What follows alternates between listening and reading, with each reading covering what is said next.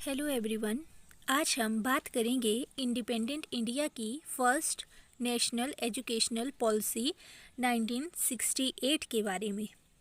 National policy on education is a policy formulated by the Government of India to promote and regulate education in India. The policy covers elementary education to higher education in both rural and urban India. पहली national policy on education जो थी 1968 में prime minister Indira Gandhi ji ने दी थी, जो कि based थी Kothari commission की रिकमेंडेशंस के ऊपर। 27 मई 1964 में पंडित जवाहरलाल नेहरू जी की मृत्यु के बाद 9 जून 1964 को लाल बहादुर शास्त्री जी ने इंडिपेंडेंट इंडिया के सेकंड प्राइम मिनिस्टर के रूप में शपथ ली थी। उस समय एमसी चावला जो थे एजुकेशन मिनिस्टर थे। लाल बहादुर शास्त्री जी के प्राइम मिनिस्टर बनने के लगभग एक महीने के बाद 14 जुलाई 1964 को कोठारी कमीशन का गठन हुआ था। कोठारी कमीशन का मेन पर्पस था देश के एजुकेशनल सेक्टर्स में ज़रूरी चेंजेस करना। सन 11 जनवरी 1966 में लाल बहादुर शास्त्री जी की सडन डेथ के बाद उनके कैबिनेट की minister of information and broadcasting Indira Gandhi ji ने देश के थर्ड प्राइम मिनिस्टर के रूप में शपथ ली थी। प्राइम मिनिस्टर के रूप में शपथ लेने के कुछ महीनों के बाद 29 जून 1966 में कोठारी कमीशन ने एजुकेशनल सेक्टर से जुड़े सैकड़ों पन्नों वाले डॉक्यूमेंट को गवर्नमेंट ऑफ इंडिया के सामने रखा। इस डॉक्यूमेंट में इंडियन एजुकेशन सिस्टम में नीचे से ऊपर तक कई बदलावों के सुझाव दिए गए थे। इन सभी सुझावों से प्रेरित होकर इंदिरा गांधी जी ने first national education policy of India 1968 में अनाउंस की। इस समय एजुकेशन मिनिस्टर जो थे डॉक्टर त्रिगुणा सेन थे। इस पॉलिसी के बहुत ही क्लियर गोल्स थे। यह जो थी 3 बेसिक गोल्स पर बेस्ड थी। इस पॉलिसी का फर्स्ट गोल था रेडिकल रीस्ट्रक्चरिंग, मीन्स भारत में मूलभूत शिक्षा की संरचना में चेंजेस करना। सेकंड इम्पॉर्टेंट गोल क्या था? Equalise educational opportunity in order to achieve national integration, means राष्ट्रीय एकता को गेन करने के लिए शिक्षा के समान अवसर प्रदान करना। Third important goal of this policy is cultural and economic development, means शिक्षा के प्रचार से सांस्कृतिक और आर्थिक विकास को बढ़ावा देना। इन्हीं 3 गोल्स के ऊपर यह पॉलिसी जो थी बेस्ड थी। इन गोल्स को गेन करने के लिए इस पॉलिसी के अंदर बहुत सारे फीचर भी थे। अब हम इसके कुछ एक इम्पॉर्टेंट फीचर्स को डिस्कस करेंगे। First important feature of this educational policy is free and compulsory education for all childrens up to the age of 14 years. 14 वर्ष तक के सभी बच्चों के लिए मुफ्त और अनिवार्य शिक्षा। Second important feature of this educational policy is educational structure. यह फीचर इस पॉलिसी की सबसे बड़ी देन है।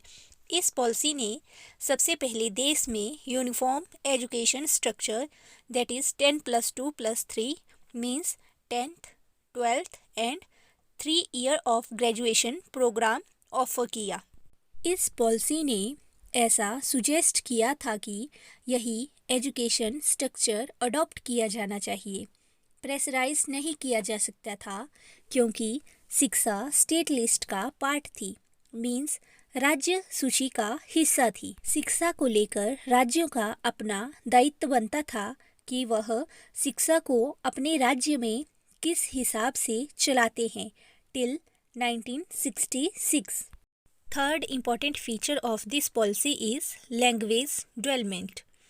जैसा कि मैंने बताया, यह पॉलिसी कोठारी कमीशन की रिकमेंडेशन के ऊपर बेस्ड थी और कोठारी कमीशन में सबसे पहले 3 लैंग्वेज पॉलिसी अडॉप्ट करने के बारे में बोला गया। 3 लैंग्वेज फॉर्मूला उसी को इस पॉलिसी में भी इंक्लूड किया गया। तो 3 लैंग्वेज फार्मूला पर यह पॉलिसी बेस्ड थी।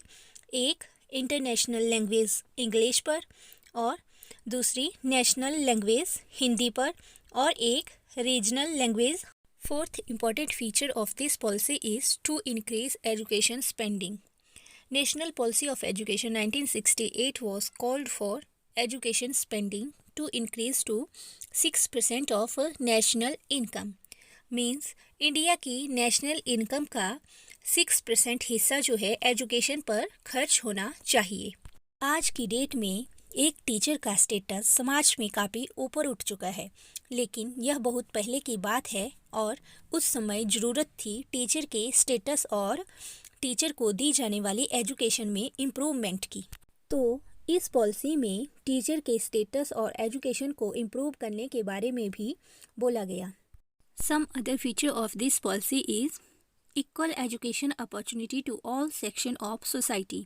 मीन्स समाज के सभी वर्गों को समान शिक्षा के अवसर प्रदान करना।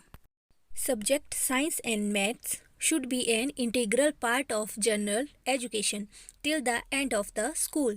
means विषय विज्ञान और गणित स्कूल के अंत तक सामान्य शिक्षा का एक अभिन्न अंग होना चाहिए और साइंस और मैथ की एजुकेशन जो है सभी को 12th तक कंपल्सरी दी जानी चाहिए। Facilities for vocational, adult, technical and agriculture education. Means in 4 education की फैसिलिटी जो है भारत की एजुकेशन सिस्टम में इंक्लूड की जानी चाहिए। Fourth feature is secondary education. Kothari commission के ऊपर बेस्ड होने की वजह से सेकेंडरी एजुकेशन से जुड़े हुए जो भी रिकमेंडेशंस थे वो भी इसमें इंक्लूड किए गए। सेकेंडरी एजुकेशन के जो गोल होने चाहिए वह थे real life flexibility, wide, useful and correlation. Means 1968 की एजुकेशनल पॉलिसी में सेकेंडरी एजुकेशन के यह गोल्स भी इंक्लूड किए गए। Next feature is university education. Means इस पॉलिसी में जो है हायर एजुकेशन के एक्सपेंशन और प्रमोशन को भी इंक्लूड किया गया। Next feature is the quality of books should be improved. Means पुस्तकों की गुणवत्ता में सुधार होना चाहिए। The Government of India would review every 5 years the progress of the present policies। Means Bharat सरकार वर्तमान नीतियों की प्रगति की हर 5 साल में समीक्षा करेगी। इतने सारे फीचर्स होने के बावजूद भी यह पॉलिसी पूरे के पूरे देश में परफेक्टली इम्प्लीमेंट नहीं की जा सकी थी बिकॉज इसके कुछ एक लिमिटेशंस भी थे। First limitation is that education was a subject of state list till 1976। Means शिक्षा जो थी वह राज्य सूची का हिस्सा थी, यानी कि पॉलिसी के लॉन्च होने के बाद हर राज्य ने इसके इम्प्लीमेंटेशन में अलग अलग तरीके की एक्टिविटी शो करी, जिसकी वजह से इस पॉलिसी का एक यूनिफॉर्म इम्प्लीमेंटेशन पूरे देश में नहीं हो सका। 1976 के बाद शिक्षा को समवर्ती सूची मीन्स कंकरेंट लिस्ट के अंदर डाल दिया गया। इसके बाद जो एजुकेशन थी भारत में वह सेंट्रल गवर्नमेंट और स्टेट गवर्नमेंट दोनों की जिम्मेवारी बन गई। Next limitation is lack of good plan for implementation. यह शिक्षा नीति बहुत ज़्यादा हवड़ दबड़ में बनाई गई थी, इसके लिए इसके इम्प्लीमेंटेशन के लिए अच्छे से प्लानिंग नहीं की गई थी और यही लिमिटेशन जो थी इस पॉलिसी के फेलियर का बहुत बड़ा रीज़न बनी थी। Next limitation is lack of funding. Means इस पॉलिसी की फंडिंग व्यवस्था जो थी वो अच्छी तरह से नहीं की गई थी। Next limitation of this policy is political structure. Policy के आने के बाद ही देश में उथल पुथल का माहौल था। 1967 में लोकसभा के इलेक्शन में कांग्रेस को कम वोटों से जीत मिली थी। जीत के साथ ही इंदिरा गांधी और मोरारी देसाई जी के बीच में राइवलरी फिर से पैदा हो गई। प्राइम मिनिस्टर पद के लिए आगे कौन आएगा की इसके लिए बहुत ज़्यादा द्वंद्व था उनके बीच। कुछ लोग मोरारी जी के सपोर्ट में थे तो कुछ लोग इंदिरा गांधी जी के सपोर्ट में थे, लेकिन इंदिरा गांधी जी फाइनली प्राइम मिनिस्टर चूज की गई। प्राइम मिनिस्टर बनने के बाद भी यह द्वंद्व खत्म नहीं हुआ। बैंकों की नेशनलाइजेशन को लेकर एक ही पार्टी में उप प्रधानमंत्री थे मोरारी देसाई और प्रधानमंत्री थी इंदिरा गांधी जी। बैंकों की नेशनलाइजेशन को लेकर भी दोनों के बीच काफ़ी भेद थे। दूसरा, ये मतभेद तब बढ़ गया जब राष्ट्रपति की सिलेक्शन के लिए भी दो अलग अलग मत कांग्रेस पार्टी के अंदर आ गए। इंदिरा गांधी जी चाहती थी कि बीवी गिरी को राष्ट्रपति बनाया जाए और बाकी कांग्रेस के लीडर चाहते थे कि नीलम संजीव रेड्डी को राष्ट्रपति बनाया जाए। फाइनली इंदिरा गांधी जी ने बीवी गिरी को सपोर्ट करके उन्हें राष्ट्रपति बनाया। इस पर इंदिरा गांधी जी को पार्टी से निकाल दिया गया।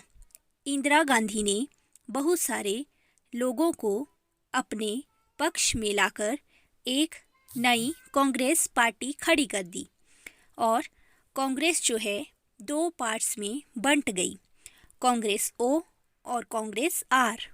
कांग्रेस ओ मीन्स मोरारी देसाई और अदर मिनिस्टर की जो पार्टी थी आगे चलकर जनता दल में परिवर्तित हुई, जो इमरजेंसी के बाद सरकार भी बनाती है, जो कि 2 सालों तक चलती है। 1971 में भारत पाकिस्तान के वॉर ने भी इसमें बहुत बड़ा ड्रामा क्रिएट किया। फिर 1975 में इमरजेंसी लग गई, जो कि 1977 तक चली, मीन्स 21 मंथ तक इमरजेंसी थी। तो कुल मिलाकर जब ये पॉलिसी आई उसके बाद से ही पॉलिटिकल ड्रामा देश में स्टार्ट हो गया था। स्टेबिलिटी नहीं थी, जिसकी वजह से इस पॉलिसी का अच्छी तरह से इम्प्लीमेंटेशन नहीं हो पाया था। That's all about first national policy on education 1968.